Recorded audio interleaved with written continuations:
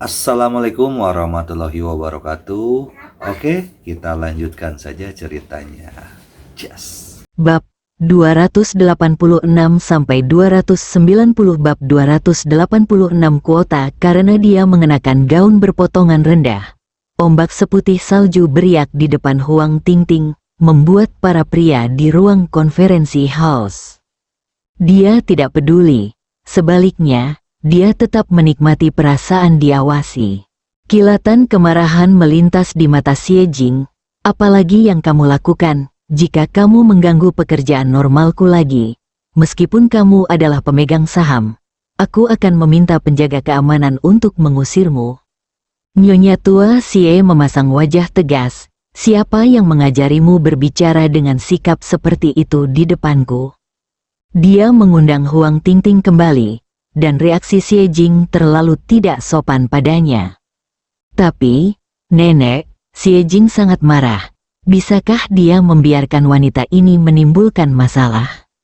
Cukup, diam, Nyonya Xie berteriak dengan marah. Apakah Anda berani membalas saya sebagai orang yang lebih tua? Xie Jing mengertakkan gigi dan berhenti bicara. Nona Huang, silakan lanjutkan, kata Nyonya Xie kepada Huang Tingting dengan sikap yang ramah, seolah wajahnya telah berubah. Huang Tingting menatap Xie Jing dengan tatapan mengejek. Wajah Xie Jing tanpa ekspresi. Haha, aku menyela Xie Jing, tentu saja karena ada sesuatu yang penting. Huang Tingting tidak memprovokasi lagi dan hanya berkata pada dirinya sendiri. Dia melihat sekeliling, membangkitkan selera semua orang, lalu dia berkata perlahan. Tuan Wen, yang sedang memulihkan diri di Inggris, akan kembali ke Tiongkok. Keluarga Wen telah merilis berita bahwa untuk merayakan kesembuhan Tuan Wen, mereka akan mengadakan lelang amal. Ketika saatnya tiba, beberapa keluarga bangsawan kelas 1 di kota Dongling, seperti keluarga Lin, keluarga Dong, keluarga Liu, Del, semuanya akan hadir. Setelah Huang Tingting selesai berbicara, Ni Xie tampak terkejut. Terakhir kali keluarga Wen mengadakan lelang amal adalah 10 tahun lalu. Setelah itu, ada lebih dari selusin keluarga bangsawan kuasi kelas 1 di Dongling. Semuanya ditemukan oleh keluarga Wen di pelelangan dan didukung. Namun, sejak Wen dikabarkan dalam kondisi kesehatan yang buruk, keluarga Wen sudah lama bungkam. Dunia luar berspekulasi apakah pemimpin absolut keluarga Wen sedang sekarat. Di luar dugaan, Tuan Wen tidak hanya memulihkan kesehatannya, tetapi juga melakukan tindakan berskala besar sekaligus. Kuncinya, lelang amal ini bukan hanya untuk keluarga Wen, tapi acara akbar bagi seluruh keluarga kelas 1 di kota Tangling. Sekalipun kerabat keluarga Xie ini miskin, mereka masih berpikir bahwa berpartisipasi dalam lelang ini akan menjadi kesempatan untuk naik ke keluarga besar ini. Belum lagi, jika Anda cukup beruntung mendapat kesempatan tampil, karir Anda akan segera tiba. Nyonya Xie bahkan menunjukkan sedikit kegembiraan di wajah lamanya. Keluarga Xie sekarang berada dalam situasi genting. Bahkan Xie Jing tidak bisa menahan diri untuk tidak duduk tegak. TSK, apa yang kamu pikirkan? Huang Tingting tersenyum menghina. Dia memandang orang-orang di ruang konferensi dengan rasa jijik di hatinya. Sekelompok pemula dari keluarga kelas 3 mengadakan lelang amal, tetapi mereka semua tampak seperti belum pernah melihat dunia. Jika bukan karena Tuan Muda Liu, dia bahkan tidak akan repot-repot melihat orang-orang ini jika mereka memberikan uangnya. Apakah kamu tidak tahu status keluarga Xie kamu di Dongling? Apakah kamu benar-benar berpikir kamu bisa mendapatkan surat undangan dari keluarga Wen? Kata Huang Tingting tanpa ampun. Nyonya Xie dan semua kerabat keluarga Xie memasang ekspresi kaku. Tentu saja mereka tahu bahwa itu hanyalah momen kegembiraan. Bagaimanapun, lelang amal terakhir telah menjadi legenda di kalangan keluarga kelas 2 dan 3 di Dongling. Mes Huang, apa yang Anda katakan? Keluarga Xie kami telah bekerja sama dengan grup Ambro. Ya, itu hanya izin kerjasama. Sekarang setelah kamu diusir, tidak ada gunanya. Huang Tingting berbicara tanpa ampun. Saat ini, ekspresi wajah semua orang, termasuk Ni Xie, menjadi sedikit jelek. Apa yang dikatakan Huang Tingting terlalu jelek. Intinya, apa yang dia katakan itu benar, sehingga membuat orang-orang seperti keluarga Xie semakin tidak nyaman.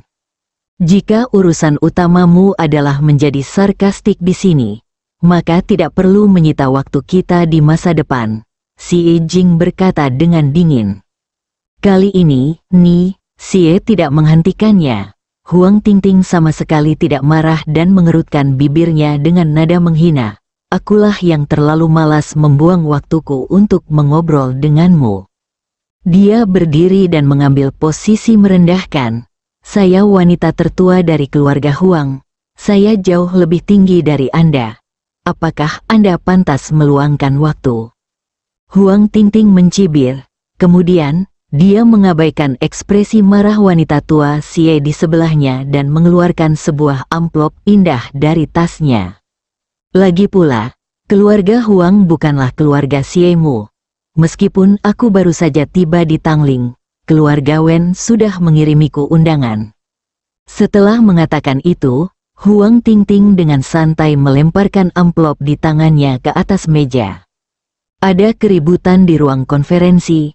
Kerabat keluarga Xie semua melihat undangan itu dengan mata berbinar. Ini adalah simbol status dan paspor menuju kesuksesan besar. Nona Huang lucu sekali. Ternyata dia hanya bercanda dengan kita.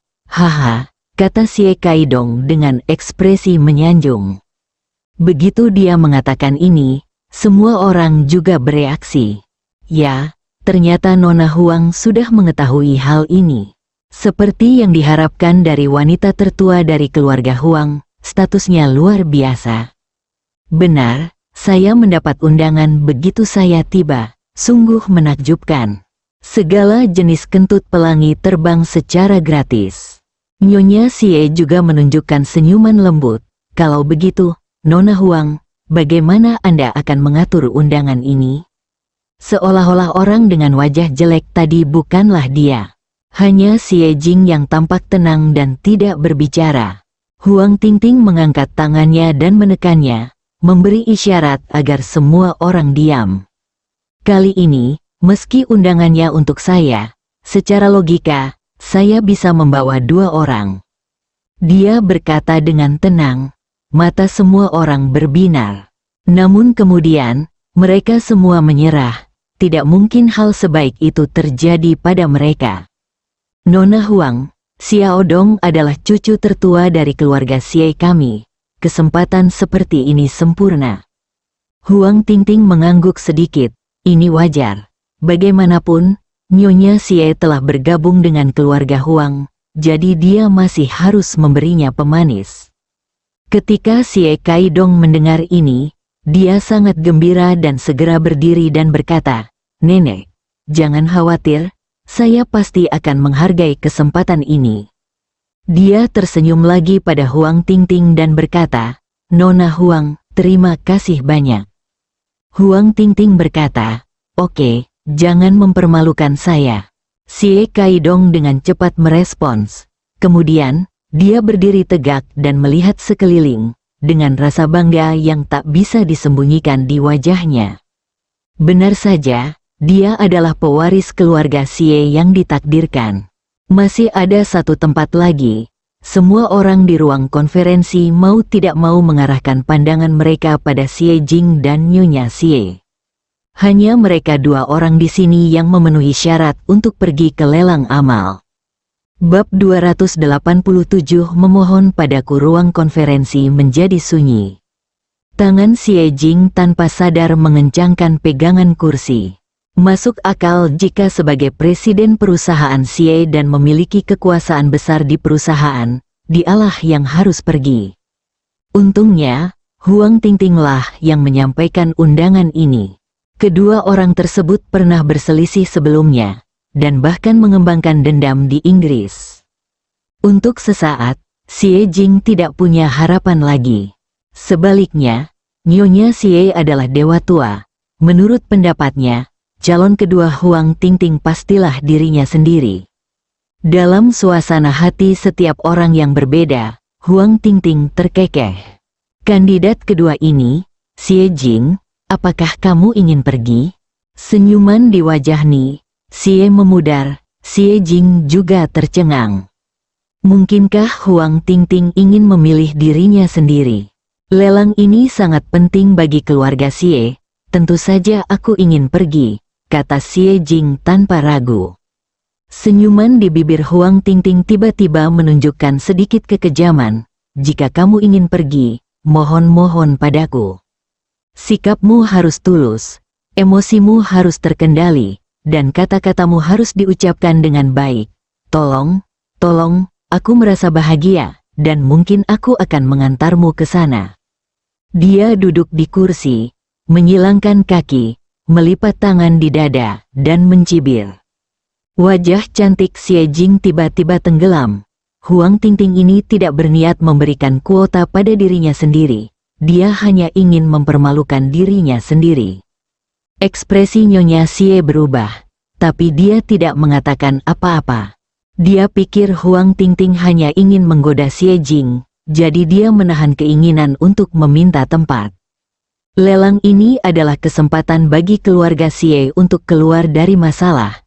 Sebagai pemegang saham, bukankah Anda harus mempertimbangkan kepentingan perusahaan?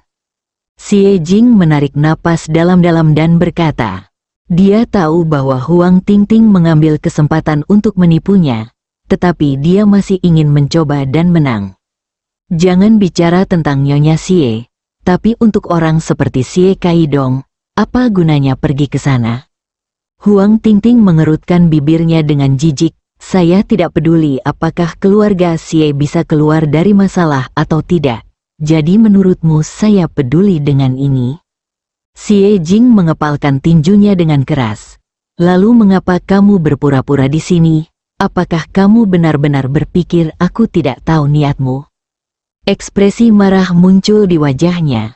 Kamu hanya ingin mempermalukanku. Kamu tidak akan memberiku tempat sama sekali. Hei, wanita bodoh. Apa menurutmu aku sama membosankannya denganmu? Huang Tingting mencibir. Dia memegang undangan itu di tangannya dan menjabatnya. Saya menaruh kata-kata saya di sini. Jika Anda ingin pergi, mohon kepada saya. Selama Anda memuaskan saya pasti akan memberikan Anda tempat. Kemarahan di wajah Xie Jing perlahan mereda. Meskipun wajah Huang Tingting penuh dengan penghinaan, dia berbicara dengan nada serius. Dia tidak berbohong. Xie Jing ragu-ragu sejenak, lalu mengertakkan gigi. Bagaimana kamu ingin aku memohon padamu? Huang Tingting menunjukkan senyuman bangga. Tentu saja saya harus berlutut dan mengakui bahwa saya adalah wanita jalang palsu dan mulia. Dan kemudian, tergantung suasana hati saya akan memberitahu Anda persyaratan lainnya. Huang Tingting, bukankah menurutmu kamu bertindak terlalu jauh? Xie Jing tiba-tiba berdiri dan berteriak dengan marah. Jika itu hanya permintaan maaf atau semacamnya, dia akan menanggungnya demi Xie. Bisakah kamu berlutut? Xie Jing tidak bisa melakukannya. Wajah menawan Huang Tingting menunjukkan sedikit keganasan. Berlebihan, saya bertindak terlalu jauh. Apa yang dapat Anda lakukan? Jangan lupa, jika orang Xie yang mengikuti lelang ini bukan Anda, presiden dan penanggung jawab, maka Anda wajah tapi itu akan dilemparkan ke seluruh Dongling. Wajah Xie Jing gelap seperti air, tidak bisa berkata-kata. Oh, ngomong-ngomong, bukankah suamimu yang tidak berguna itu sangat terkenal di Tanglin? Kalau begitu, kamu dan dia akan menjadi bahan tertawaan pasangan. Huang Tingting berkata dengan gembira. Dia tidak mengatakan sepatah kata pun, dan wajah Xie Jing menjadi pucat. Setelah selesai berbicara, wajah Xie Jing menjadi pucat. Memikirkan adegan itu saja sudah membuatnya bergidik. Tapi, Huang Tingting memintanya untuk mengucapkan kata-kata itu, tapi dia tidak bisa mengucapkan sepatah kata pun. Huang Tingting berhenti sejenak dan tidak terburu-buru. Lelang masih akan diadakan dalam beberapa hari, jadi dia punya banyak waktu untuk menunggu. Ia sengaja menekankan pengucapan kata Tuan Xie yang penuh ejekan. Setelah mengatakan itu, Huang Tingting berdiri, memutar pinggangnya dan meninggalkan ruang konferensi. Nyonya Xie bahkan tidak melihat ke arah Xie Jing, dia bangkit dan mengikutinya keluar. Di ruang konferensi, kerabat keluarga Xie saling memandang dan tidak ada yang berbicara.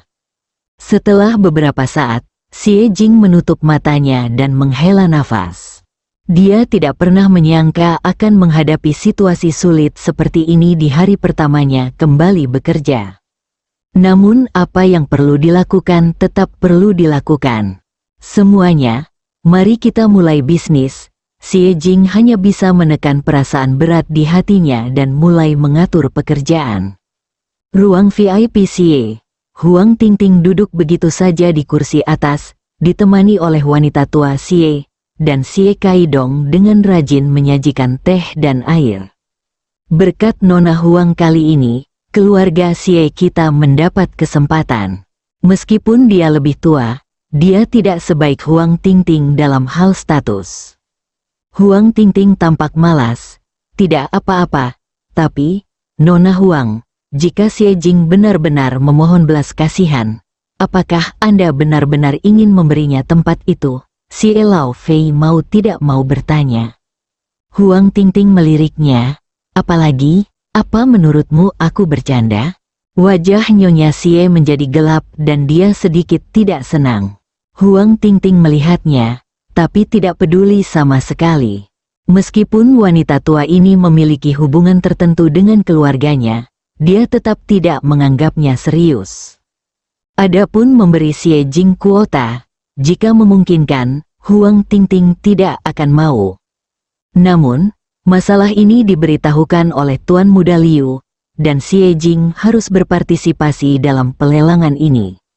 Oleh karena itu, saya harus melakukannya apapun yang terjadi. Biarkan Xie Jing memohon belas kasihan hanya untuk melampiaskan amarahnya. Jika Xie Jing berjuang sampai akhir, Huang Tingting tidak akan khawatir. Matanya beralih ke Xie Kaidong di sebelahnya, dengan sedikit ejekan di wajahnya. Ketika saatnya tiba, cari seseorang untuk membawa si idiot ini ke rumah sakit, dan Xie Jing secara alami dapat menebusnya. Xie Kaidong merasa kedinginan dan menggigil. Baiklah, Nona Huang, ada sesuatu yang perlu saya sampaikan kepada Anda. Dia menenangkan diri dan berkata. Huang Tingting bahkan tidak repot-repot membuka mulutnya, dia hanya menatapnya. Xie Kaidong segera melanjutkan. Sepertinya Ye Yan mengenal Wen Tinghan, putra sulung keluarga Wen. Dulu pernah ada jamuan makan di Inggris, dan Tuan Wen lah yang membawa Ye Yan masuk. Apakah dia akan meminta undangan pada Tuan Muda Wen kali ini? Lu Minghao memberitahunya tentang masalah ini pada awalnya. Xie Kaidong hanya berpikir untuk memperjuangkan kekuatan orang yang bertanggung jawab, jadi dia tidak peduli. Sekarang, aku tiba-tiba teringat, Huang Tingting sedikit mengernyit, dia tidak tahu ada hal seperti itu. Jika seperti ini, maka dia tidak akan bisa melampiaskan amarahnya. Ini tidak mungkin, kata Nyonya Xie datar. Dia memelototi Xie Kaidong, bagaimana menurutmu? Xie Jing belum pernah berinteraksi dengan Tuan Muda Wen sebelumnya. Saat itu di Inggris pasti karena Tuan Muda Wen ingin mendapat bagian dari proyek perusahaan Ambro. Sekarang proyeknya sudah selesai. Mengapa Tuan Muda Wen harus membantunya? Menurut Anda undangan ini apa? Bisakah diberikan kepada siapapun dengan santai? Bab 288 keluar dari sini. Xie Kaidong diberitahu bahwa dia mengangguk berulang kali. Huang Tingting memikirkannya dan merasa itu masuk akal, jadi dia tidak peduli. Malam, Ye Yan mengendarai Audinya ke perusahaan Xie untuk menjemput Xie Jing pulang kerja. Koenigsegg itu terlalu mencolok, dan insiden dengan video Qin Fanglan belum sepenuhnya berlalu. jadi dia tidak mengendarainya. Segera, dia melihat sosok Xie Jing. Ye Yan melangkah maju dan mengambil tas itu dari tangannya. Suasana hati Xie Jing sedang buruk karena undangan itu. Ye Yan melihat ini dan tidak menanyakannya secara langsung. Dia tahu betul bahwa dengan keterlibatan Nyonya Xie dan keluarga Huang, pengangkatan kembali Xie Jing pasti tidak akan berjalan mulus. Kamu lelah, pulanglah, nasi bibi Liu hampir siap, Ye Yan berkata sambil tersenyum. Xie Jing mengangguk. Dia sedang memikirkan apa yang harus dilakukan dan kepalanya sakit. Saat kedua orang itu berjalan menuju mobil, Huang Tingting keluar dari lift lain. Dia melihat Xie Jing sekilas, dan seringai muncul di sudut mulutnya.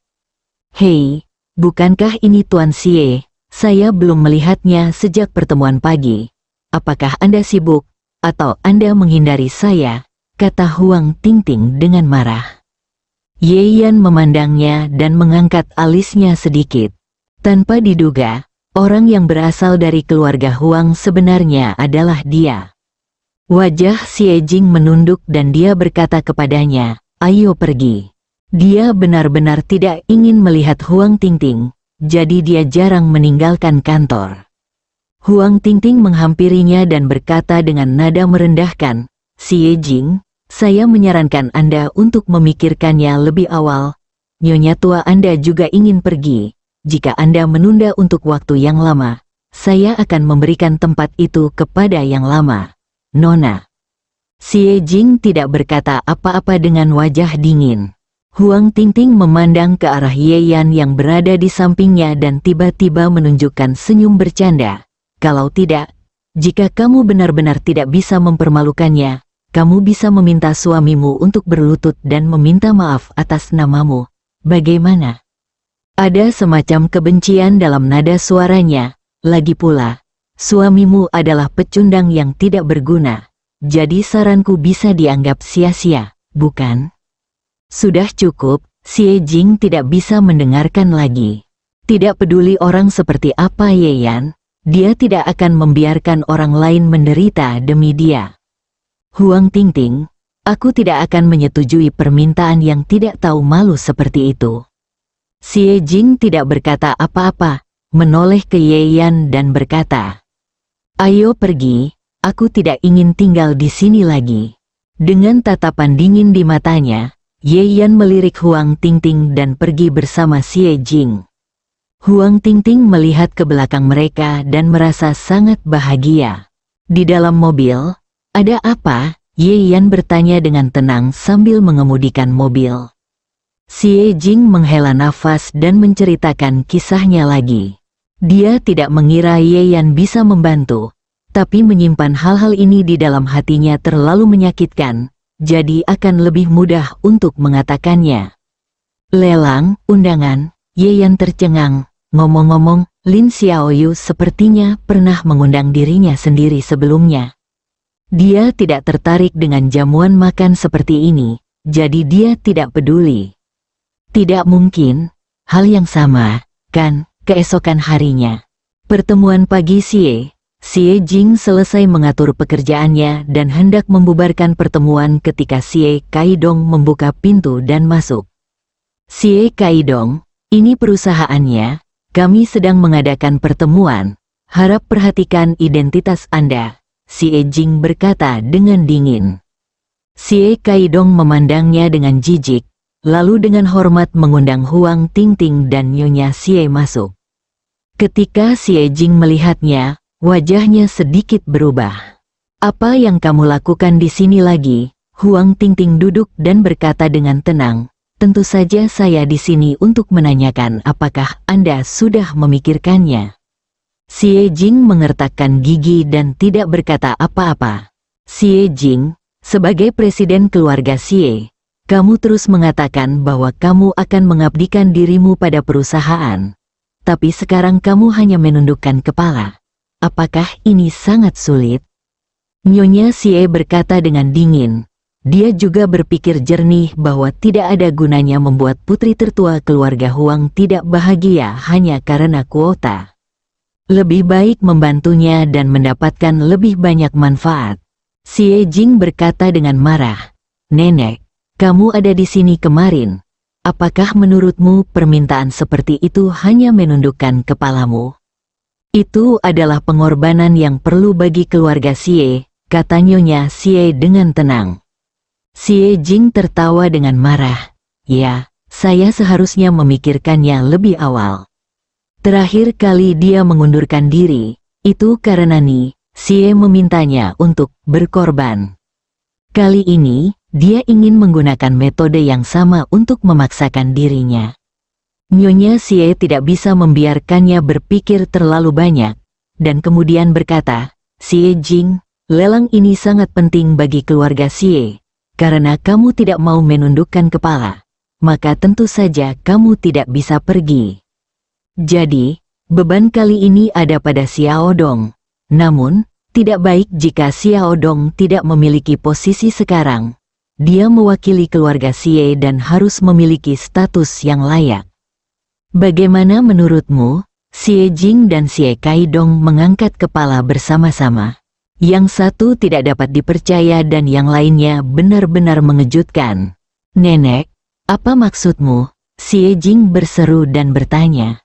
Nyonya Xie berkata langsung, "Biarkan Xiao Dong menjadi wakil presiden, dan dia akan bertanggung jawab atas masalah keuangan di masa depan."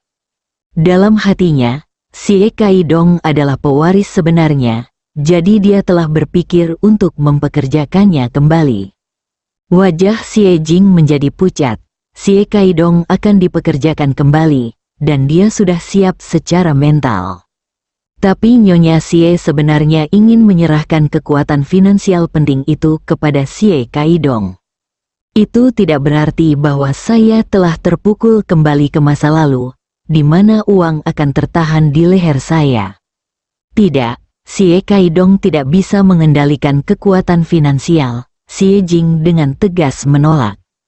Nyonya tua Xie membanting meja, "Apakah ini sikapmu saat berbicara denganku? Benar-benar bertentangan dengan keinginan. Apakah menurutmu begitu kamu memiliki kekuatan, kamu dapat mengabaikan orang yang lebih tua?" Wajah Xie Jing menjadi gelap setelah diberitahu hal ini. "Lelang itu penting sekali, tapi sebagai presiden, kamu bahkan tidak bisa mendapat undangan. Apalagi demi wajahmu sendiri, kamu bahkan tidak memperebutkan tempat untuk ikut lelang. Harus mengambil alih kekuasaan." Nyonya tua Xie mengumpat dengan keras. Bagaimanapun, dia sudah cukup dewasa untuk mengatasi rasa sakit Xie Jing dan mendapatkan akal sehat. Huang Tingting sedang menonton pertunjukan dengan ekspresi bahagia di wajahnya. Bagaimanapun, permintaan Liu Yunxiu adalah agar Xie Jing harus menghadiri pelelangan, tetapi dia tidak mengatakan bahwa dia tidak mungkin beruntung. Adapun apakah Xie Jing akan memilih untuk melepaskan haknya, Huang Tingting tidak khawatir. Dia tahu bahwa ada pemegang saham utama di belakang Xie Jing, dan pemegang saham ini menghabiskan banyak uang untuk mengembalikan Xie Jing ke posisi presiden. Huang Tingting tidak mempercayainya. Xie Jing belum memberinya manfaat apapun, bisakah dia membiarkan Xie Jing menyerahkan kekuatannya? Oleh karena itu, jika Xie Jing terus melanjutkan seperti ini, pendukungnya sendiri mungkin akan memaksanya untuk menundukkan kepalanya. Xie Jing tidak bisa berkata-kata dan dipenuhi kesedihan setelah ditekan oleh Ni Xie. "Apakah Anda harus membuat pilihan antara kehilangan kekuasaan atau menderita penghinaan?" Tepat ketika suasana di ruang konferensi sangat tertekan, pintu tiba-tiba terbuka. Semua orang menoleh tanpa sadar. Orang yang datang sebenarnya adalah Ye Yan. Xie Kaidong tiba-tiba berdiri, menunjuk ke arahnya dan berteriak dengan marah. "Apakah kamu tidak melihat kita sedang rapat? Siapa yang memintamu masuk keluar dari sini sekarang juga?" Bab 289 Undangan. Ye Yan melirik Xie Kaidong dan langsung masuk. "Aku sedang berbicara denganmu. Apa kau tidak mendengarku?" kata Xie Kaidong sambil mengulurkan tangan untuk meraih kerah bajunya. Mata Ye Yan menjadi dingin. "Xie Kaidong," Xie Jing berteriak dengan marah. "Apa yang akan kamu lakukan? Ini ruang konferensi. Apakah kamu masih akan melakukannya?" Xie Kaidong ragu-ragu, dan kemudian dia teringat bahwa Huang Tingting masih memperhatikan. Jadi, dia mengambil kembali tangannya dan mendengus, "Kamu beruntung." "Ya, kamu beruntung," Ye Yan berkata dengan dingin. Baru saja, dia siap mematahkan cakar panjang Xie Kaidong. Namun, pemberhentian Xie Jing menyelamatkan orang ini dari rasa sakit. Ye Yan terlalu malas untuk berbicara dengan Xie Kaidong lagi dan langsung berjalan ke arah Xie Jing. "Kenapa kamu ada di sini?" Xie Jing awalnya sedikit terkejut, lalu mengerutkan kening. Dia pikir Ye Yan punya urusan pribadi, tapi dia memilih waktu yang salah. Ketika dia masuk, tidak bisakah dia mengetahui bahwa ada sesuatu yang penting sedang dibicarakan di ruangan itu? "Tentu saja aku di sini karena ada urusan," Ye Yan berkata sambil tersenyum. Sebelum Xie Jing bisa mengatakan apapun, Nyonya Xie di samping berkata dengan dingin, "Xie Jing, pecundang ini sangat lancang. Apakah kamu mengajarinya?" Xie Jing mengertakkan gigi dan menatap Ye Yan dengan marah. "Sekarang bukan waktunya kamu main-main. Kalau ada urusan, bicarakan lagi nanti."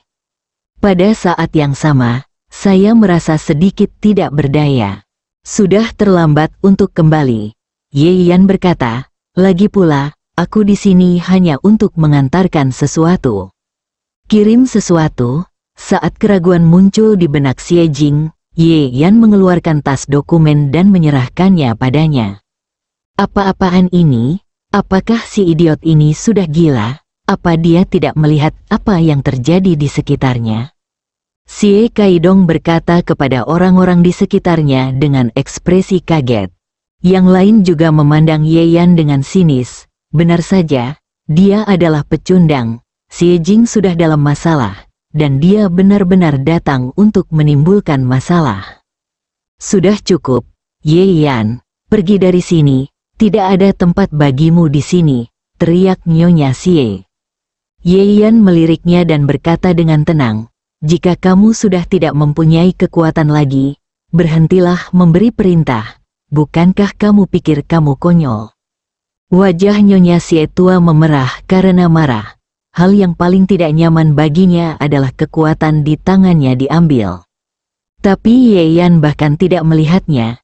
Dia hanya berbisik kepada Xie Jing, "Bukalah, barang-barang di dalamnya pasti berguna bagimu."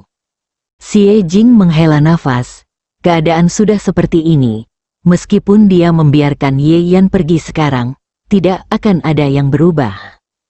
Oleh karena itu, Xie Jing tidak banyak bicara, mengambil tas dokumen dan merobeknya.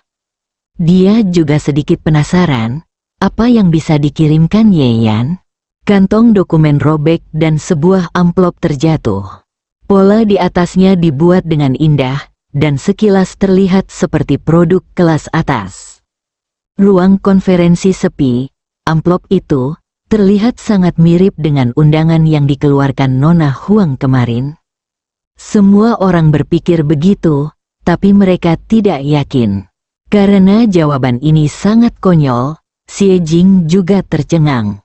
Setelah hampir 1 menit, dia mengambil amplop itu, membukanya, dan melihat sederet kata. "Ibu Xie Jing yang terhormat, kami dengan tulus mengundang Anda untuk berpartisipasi dalam lelang amal grup Wen." Dia tidak membaca sisa isinya. Saat ini, Xie Jing merasa sedikit pusing, dan dia bahkan bertanya-tanya apakah dia sedang bermimpi. "Aku bilang, sebentar lagi kamu akan berguna," Ye Yan tersenyum kecil. "Ini, undangan ke lelang amal keluarga Wen." Seorang kerabat keluarga Xie yang datang tidak bisa menahan diri untuk tidak berseru. Sekarang, sudah dikonfirmasi, ruang konferensi tiba-tiba meledak. Ye Yan, si pengecut yang terkenal karena tidak menghasilkan apa-apa, sebenarnya mengirim undangan ke lelang amal keluarga Wen. Bagaimana ini mungkin, Nyonya Xie? Huang Tingting dan Xie Kaidong semua menatap undangan di tangan Xie Jing. Pikiran mereka menjadi kosong. Terutama Huang Tingting. Kemarin dia masih mengejek keluarga Xie karena tidak diundang. Tapi hari ini undangan benar-benar terkirim. Itu palsu. Itu pasti palsu. Xie Kaidong tidak percaya fakta ini dan berteriak keras. Saat dia berteriak seperti ini, beberapa orang justru terlihat curiga. Xie Jing menerima undangan itu dan memflashnya. Buka matamu dan lihat, ada kode keamanan di sana. Lagi pula, ini undangan dari keluarga Wen. Siapa yang berani memalsukannya? Katanya, semua orang mengangguk. Memang benar memalsukan undangan dari keluarga Wen hanya akan menyebabkan kematian. Simpan tempatmu untuk dirimu sendiri dan berikan kepada siapapun yang kamu suka. Xie Jing menyimpan undangan itu dan berkata pada Huang Tingting. Huang Tingting berwajah jelek dan menatap Ye Yan dengan mata kanibal. Apa yang terjadi? Tidak mungkin orang sepertimu mendapat undangan dari keluarga Wen. Ye Yan tersenyum dingin. Itu benar. Adapun alasannya, apakah aku wajib menjelaskannya kepadamu? Wajah Huang Tingting dengan riasan tebal berubah, dan dia menatap Nyonya Xie tua dengan dingin. Orang tua ini kemarin bersumpah bahwa keluarga Wen tidak akan pernah berbicara dengan Xie Jing lagi. Tapi bagaimana menjelaskan undangan itu sekarang? Xie Jing melihat ekspresi berbeda dari orang-orang di depannya dan menghela nafas lega. Dia tidak menyangka masalah ini akan terselesaikan dengan cara seperti ini. Huang Tingting tiba-tiba berdiri dan menatap Xie Jing dengan dingin. Jadi bagaimana jika ada undangan, penduduk asli sepertimu tidak akan pernah menjadi burung phoenix. Setelah itu, dia membanting pintu dan keluar dari ruang konferensi. Dia tidak bisa tinggal lebih lama lagi. Nyonya Xie memasang wajah muram. Dia tidak menyangka wajahnya akan ditampar secepat itu. Yang terpenting Huang Tingting adalah dukungan pentingnya. Jika Huang Tingting mempunyai pendapat tentang dirinya sendiri karena kejadian ini, semuanya akan berakhir. Oleh karena itu, dia tidak peduli untuk menargetkan Xie Jing lagi, dan dengan cepat berdiri, membiarkan Xie Kaidong mendukungnya dan mengikutinya keluar. Xie Jing melirik Ye Yan di sampingnya. Dia juga penuh keraguan, tapi sekarang bukan waktunya bertanya dengan hati-hati. Inikah yang kamu katakan tentang Wen Tinghan yang tidak bisa membantunya? Huang Tingting membanting cangkir porselen ke tanah. Kemarin, dia bertingkah seolah dia punya banyak status. Tanpa diduga, undangan dari keluarga Wen dikirim ke Xie Jing hari ini. Dengan cara ini, Xie Jing tidak hanya tidak merasa malu, tetapi dia benar-benar terlihat seperti badut. Wajah Nyonya Xie juga sama jeleknya. Dia pikir ini adalah kesempatan bagus untuk merebut kekuasaan dari Xie Jing, tapi dia tidak pernah menyangka akan menjadi seperti ini. Mes Huang, masalah ini jelas tidak sesederhana itu.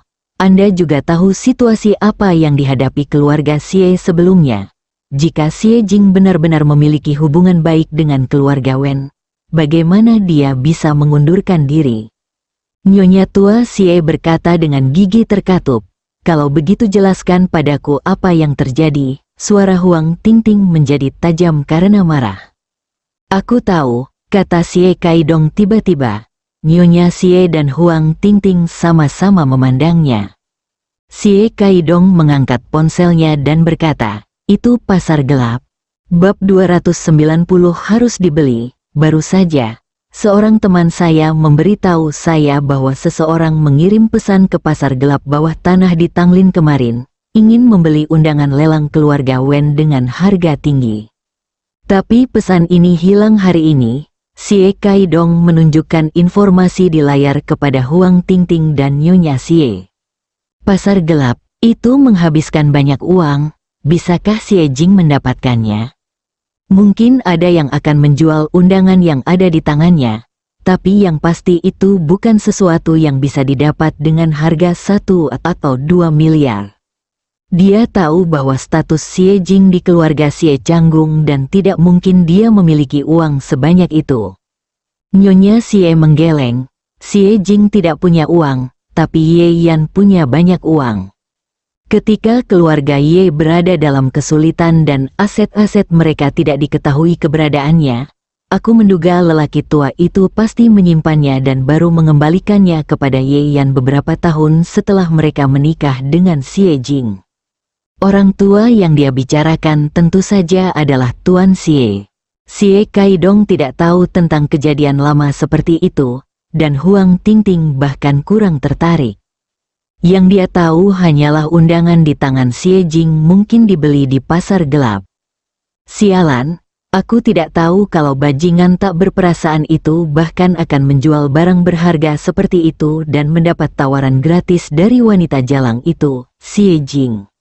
Ruangan itu hening beberapa saat, dan dia tiba-tiba mencibir. Wanita jalang bodoh yang tidak berguna dan bodoh itu, apakah kamu benar-benar berpikir kamu akan menang dengan sebuah undangan? Nyonya Xie dan Xie Kaidong sama-sama tercengang, tidak mengerti apa maksudnya. Ekspresi ejekan muncul di wajah Huang Tingting, ini adalah lelang amal, jadi mereka yang berpartisipasi harus membawa barang lelang yang berharga. Ini adalah bagian yang sangat penting dari perjamuan ini. Apa yang dapat Anda tunjukkan secara langsung membuktikan latar belakang dan visi Anda. Jika saatnya tiba, jika barang yang kita keluarkan tidak berkualitas tinggi, tidak hanya akan memalukan, tapi juga merendahkan keluarga Wen. Ekspresi Xie Kaidong berubah. Masih ada hal seperti itu. Kalau begitu aku akan mencari temanku dan membeli barang antik. Setelah mengatakan itu, dia berbalik dan pergi. Berhenti, Nyonya Xie tua memarahi. Karena Nona Huang berkata demikian, dia secara alami sudah siap. Apakah Anda masih membutuhkan saya? Xie Kaidong duduk dengan canggung. Huang Tingting tersenyum bangga. Saya menyarankan agar ayah saya meminta salah satu koleksi porselen biru dan putih miliknya, yang pasti berkualitas tinggi.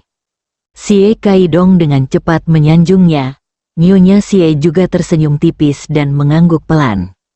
Huang Tingting menikmati pujian itu dan mencibir dalam hatinya. Xie Jing, aku ingin melihat apa yang bisa kamu dan suamimu tidak berguna lakukan. Sore harinya, Xie Jing kembali ke rumah. Ye Yan telah kembali. Setelah makan malam, ketika dia kembali ke kamarnya, Xie Jing akhirnya bertanya, apakah kamu tidak akan menjelaskan kepadaku tentang undangan itu? Ye Yan berkata dengan setengah bercanda, aku kira kamu sudah bisa menebaknya. Kemudian, dia menjelaskan, seorang teman saya memberikan ini kepada saya sebelumnya. Saya tidak menganggapnya serius pada awalnya dan tidak melihatnya dengan cermat. Kamu adalah teman yang sangat murah hati, kata Xie Jing ringan. Ye Yan tercengang, mengapa dia merasa nada suara Xie Jing tidak tepat? Ada apa? Ye Yan bertanya. Berapa lama kamu akan merahasiakan ini dariku? Apa menurutmu aku benar-benar tidak tahu apa-apa? Xie Jing menatap langsung ke arahnya dan berkata. Ye Yan sedikit bingung dan sedikit terkejut. Apa yang dia tahu? Siapa yang mewarisi konsorsium keluarga Zhang? Ini bukan soal mewariskan kenangan, bukan? Melihat dia diam, Xie Jing mengira itu karena dia takut ketahuan. Apakah menurutmu semuanya bisa diselesaikan hanya dengan memaksakannya pada temanmu? Ada nada bertanya dalam nadanya. Ye Yan semakin bingung. Undangan ini diberikan oleh Lin Xiaoyu, jadi tidak salah jika dikatakan dikirim oleh seorang teman, bukan?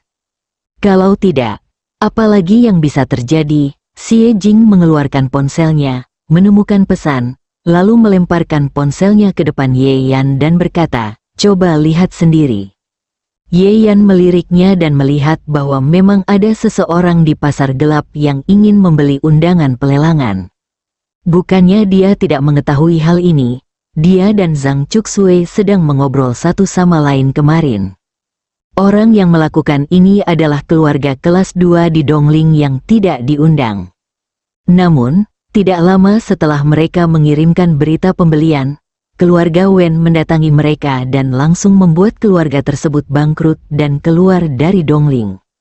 Bagaimanapun, lelang ini diadakan oleh keluarga Wen untuk merayakan kesembuhan lelaki tua itu. Seseorang berani membeli undangan tersebut secara terbuka.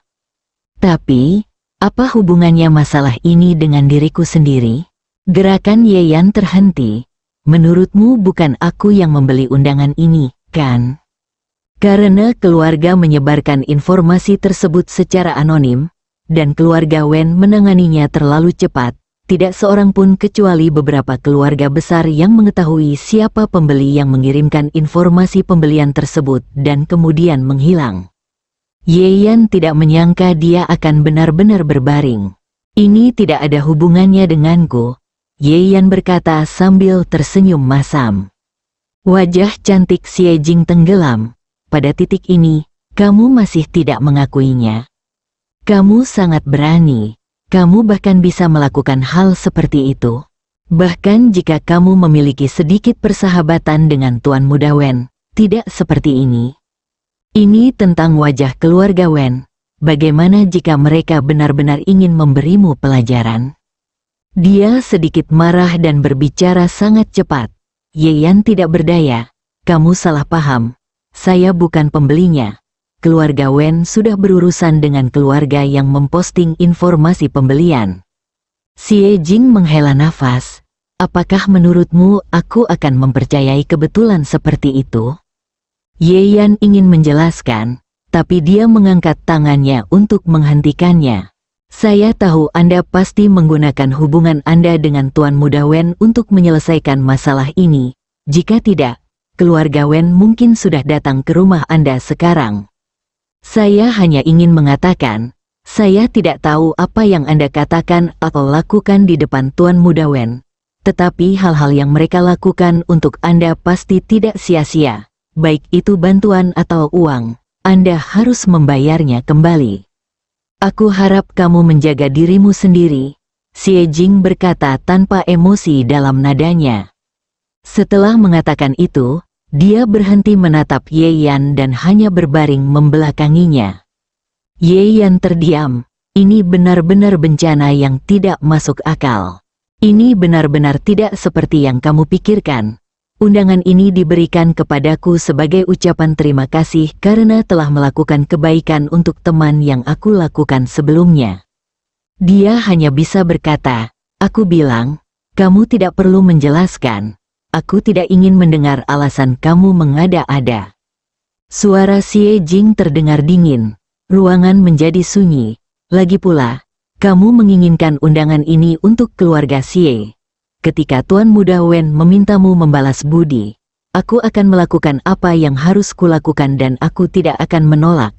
Dia sudah menyebutkan hal ini. Apalagi yang bisa Yeyan katakan? Saya hanya bisa menggelengkan kepala dan tidak pernah menyebutkannya lagi.